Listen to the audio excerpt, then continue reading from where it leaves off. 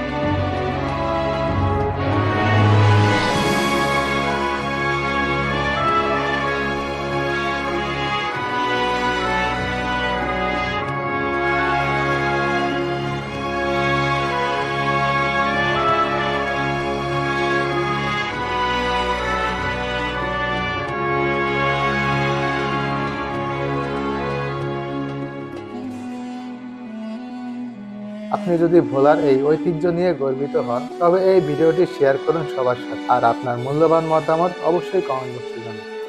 আজকের জন্য এতটুকুই। পরবর্তী ভিডিও পেতে আমার চ্যানেলটিকে সাবস্ক্রাইব করে পাশেই থাকুন।